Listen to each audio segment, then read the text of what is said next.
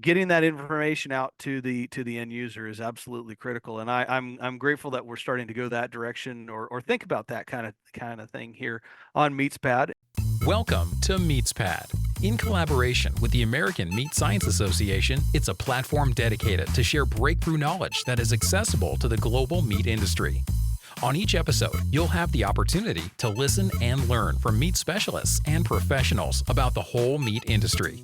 This podcast is brought to you by the U.S. Meat Export Federation, Ultrasource, equipment and supplies for the meat and food industry. Hello, me folks. Welcome back to the MeatsPad podcast. My name is Francisco Najar, and I'm your co-host, like always. And Dr. Bass is our co-host back again. First episode of 2024. Here it is. That's exciting. How's everything, Dr. Bass? Man, things are good. We're expecting a little snow here in the inland Northwest, and as should be expected this time of year. And grateful to be here like usual. Excellent. So we have a couple things to talk, and I think before we kick it off, we can just mention.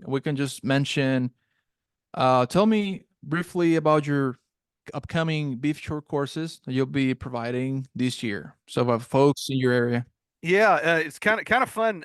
So we've had some great successes, and I'm my day job is a university professor, and one of my main objectives is through extension, is to serve our agricultural community through extension service. And so my job is to reach out and be of service to folks in agriculture and processing plants and such. And so I had an opportunity just recently to go visit a few new processing plants down in southern Idaho. Got to visit a really old processing plant in southern Idaho too, and make sure that they know we're here and that we are at their service. But before you and I started talking on the podcast today, we were just kind of chatting a little bit, and yes, I have some specific workshops that are coming up. And in fact, one, if you are in the area and one that is focused on specifically early career beef producers, but it doesn't have to be that exactly. Anybody who has the interest.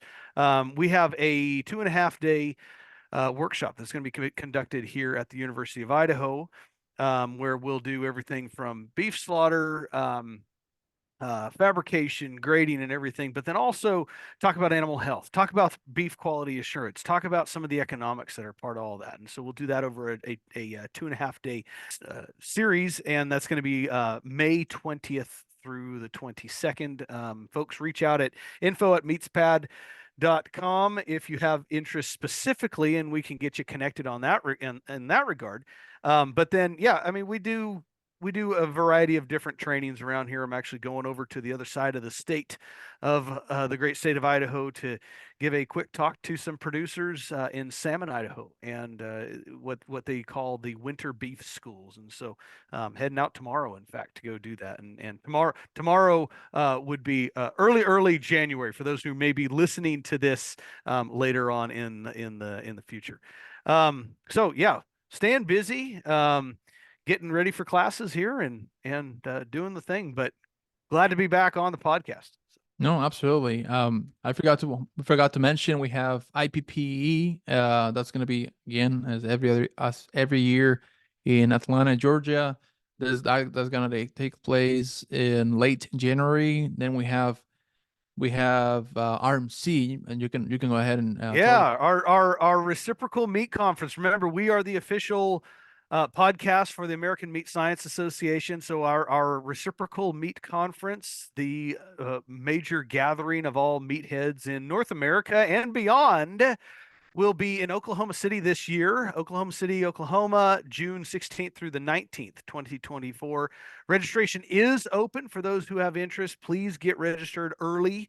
And if you want to reserve a room at the host hotel, that's the Omni, and so make sure you get that done early also, so you can have easy access to everything. But there'll be plenty of rooms in and around the area too. I've been assured by our amazing staff at the American Meat Science Association. So we also have AMP the American convention. This year is going to be the 85th.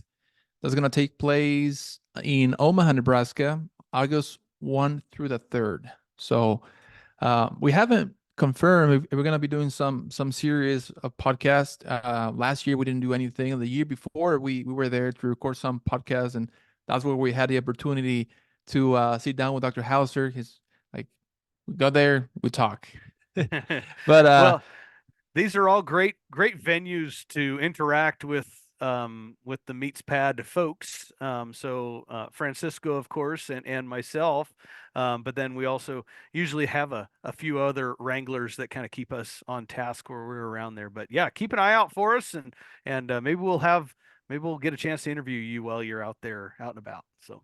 absolutely. And a couple of announcements.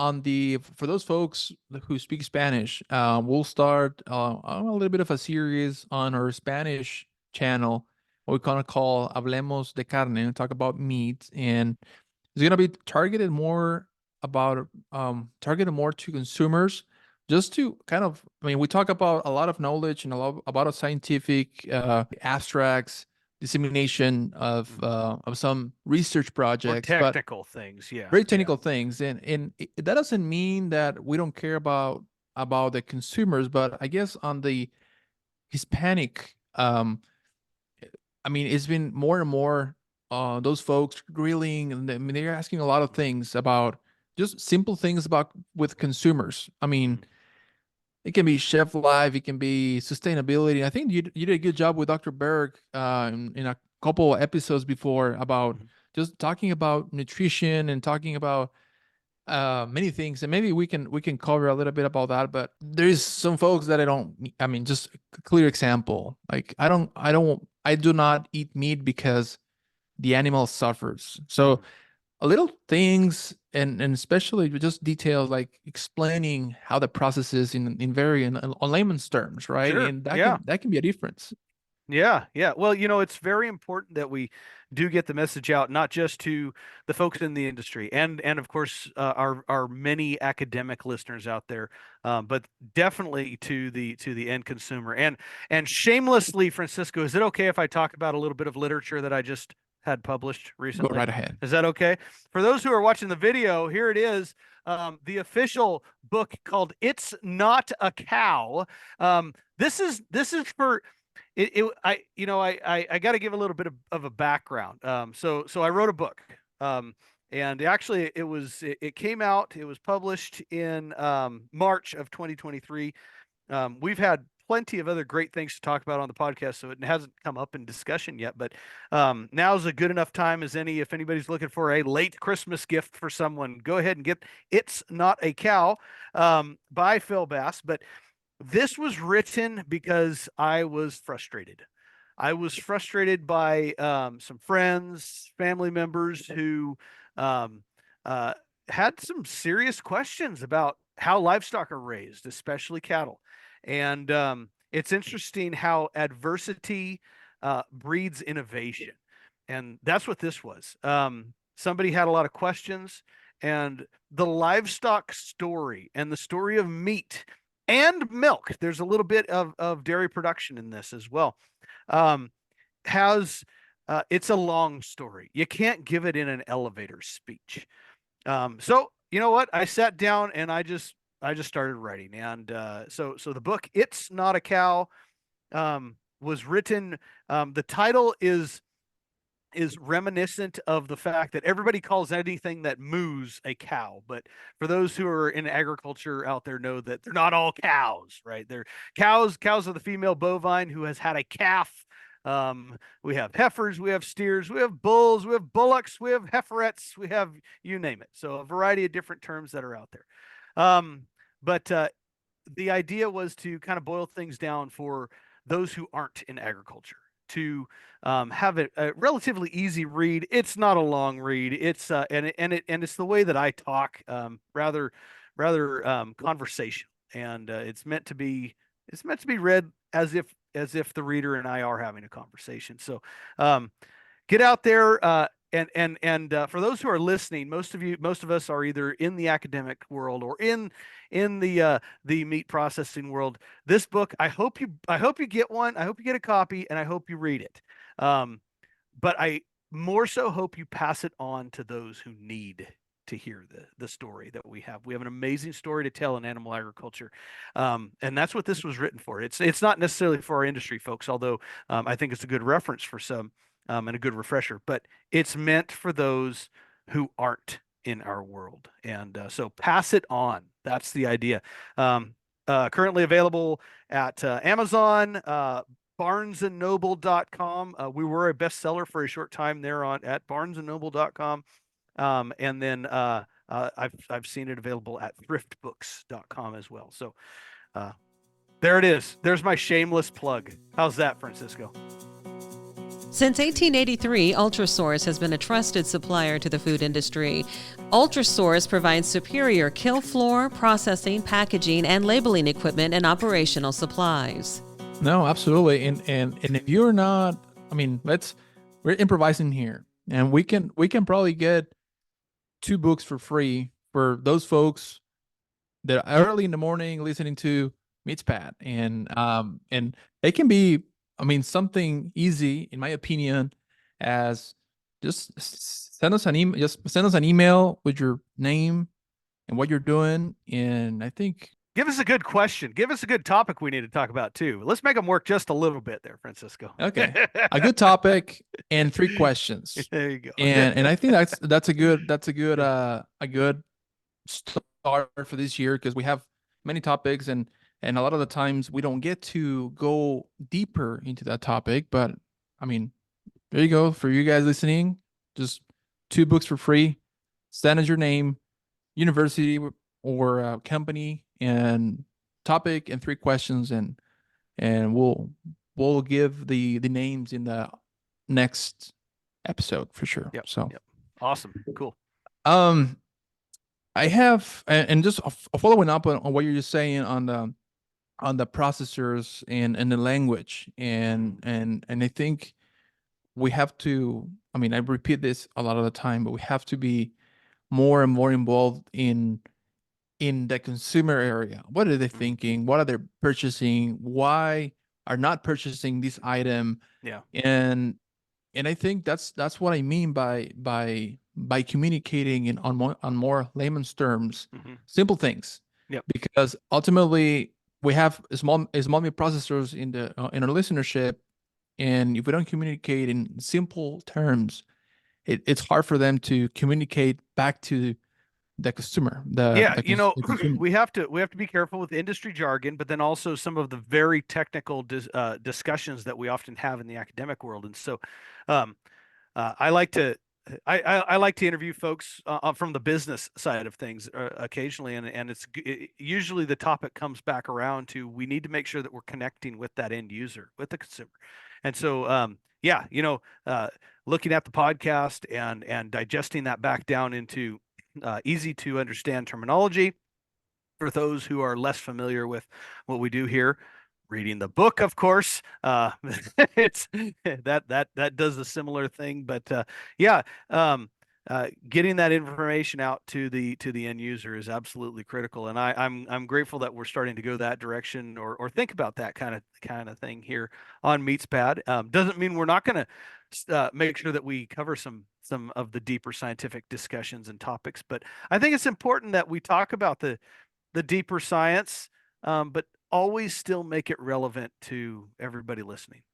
So Yeah, and it's sometimes very difficult yeah, to kind of talk about a topic without leaving important detail about, because sometimes you say a statement about something that you make it very simple to digest, but sometimes by making it simple, you leave a lot of information that is important out, right? yeah, So can be.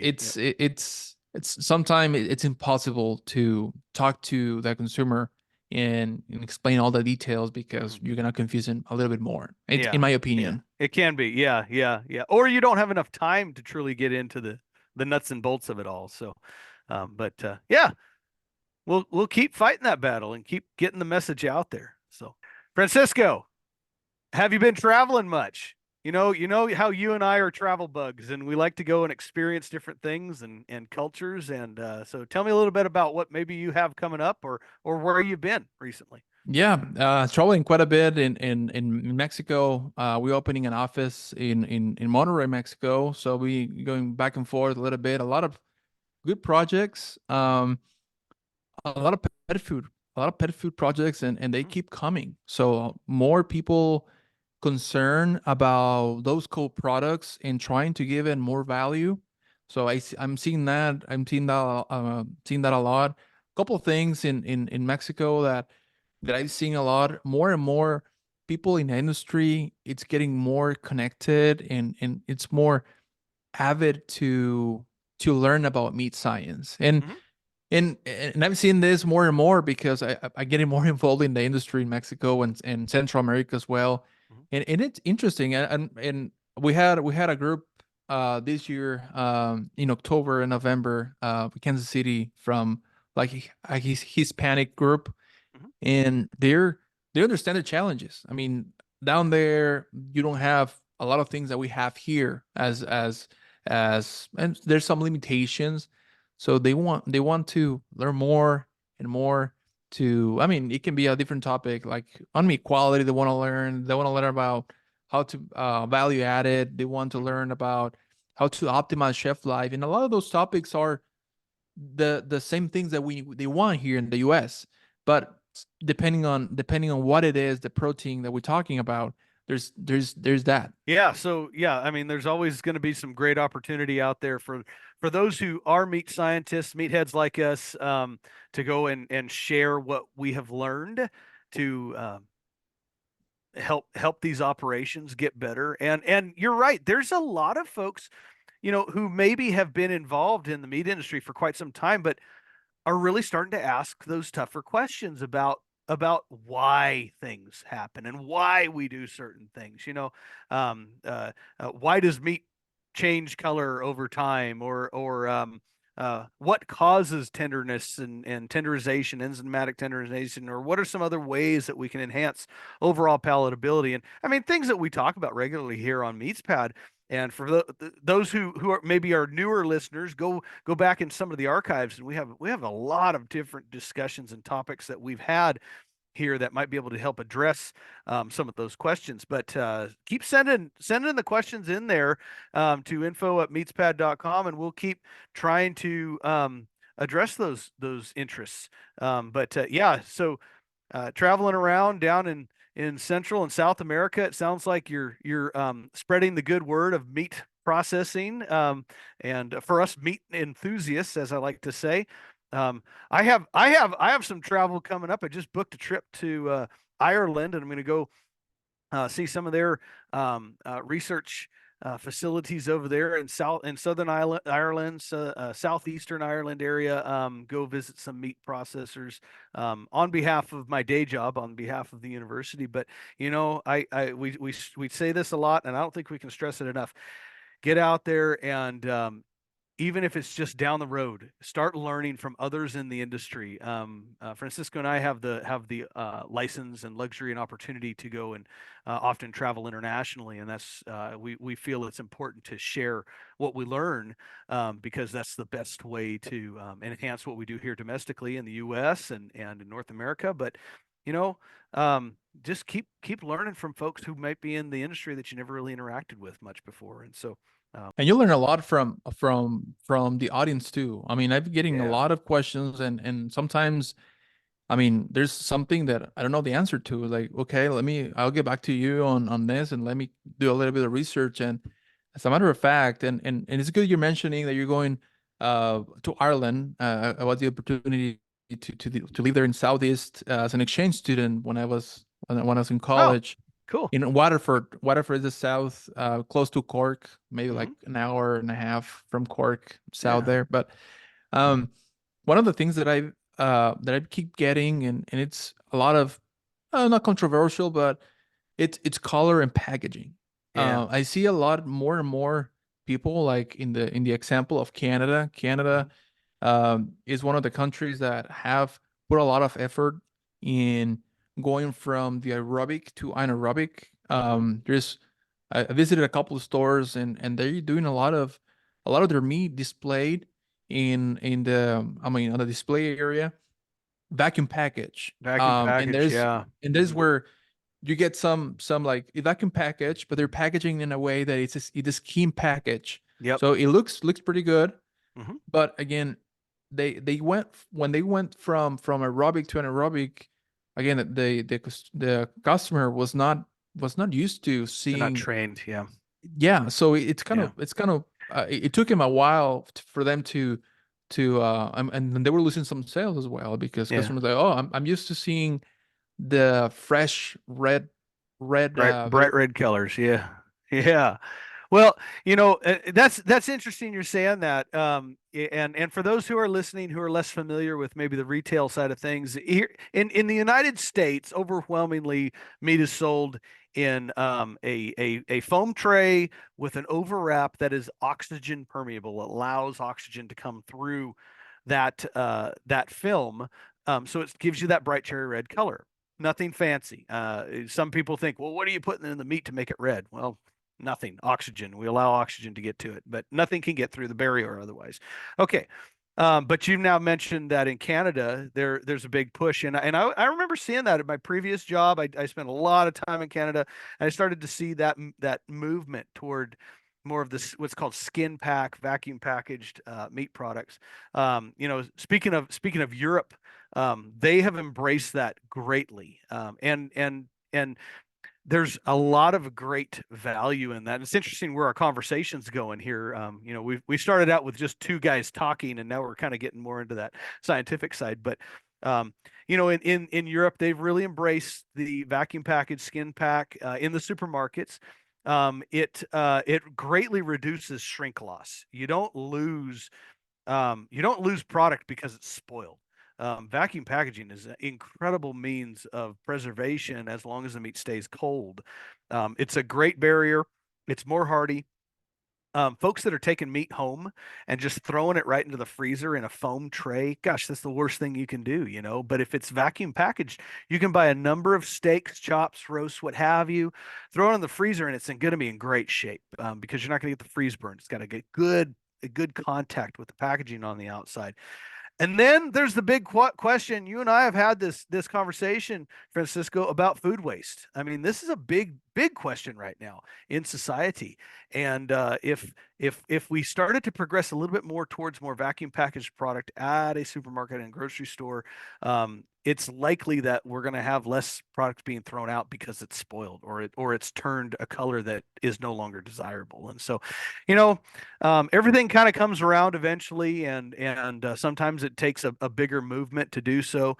Um, you know, Folks that are still operating with overwrap, go for it. If your customers enjoy it and you're able to manage the product flow better, keep going. It's usually a very inexpensive option. It doesn't take a whole lot of equipment to do that, unless you do buy the specialty equipment, which you can. Vacuum packaging takes more specialty type equipment. Um, but either way, keep selling meat and just reminding folks that either way, it's going to be healthy, nutritious, and hopefully very tasty. Yeah, I mean, and that's what I meant by communicating with processors and with that language, because a lot Yeah, of the times the same processor, like the meat business owner, they don't understand how the myoglobin triangle works, and yeah, they even think sometimes that I'm seeing from my own experience that yeah. that purple color, that means that is bad. So we need to start by communicating these small simple things with Mhm. processors so that they can do a good job delivering that message to the consumer, so that they can, as you said, more they can embrace and take advantage of that packaging. But Sure. Yeah, yeah. Yeah, there's benefits. There's costs and benefits to just about everything, and so yeah, and that's something. And maybe we make a longer discussion sometime. If yeah, folks out there listening have that interest, make sure you write into us, give us a call, let us know if that's of interest. So, perfect. I have a coming up podcast on map, so that will oh, be a good one. modified atmosphere packaging. He's not a cartographer. He's talking about modified atmosphere packaging, the MAP, MAP. So there's one of those jargon terms. All right. Well, thank you, Dr. Bass, for your time. Yep. We'll we'll see you soon. Yes. Hopefully, in the next couple weeks, we Yep. have some things going on. Yep. And thank you again for being on MeatsPad this year, and hopefully we do more. Yeah. Let's keep this thing going. And thank you to all the listeners out there. You guys are amazing.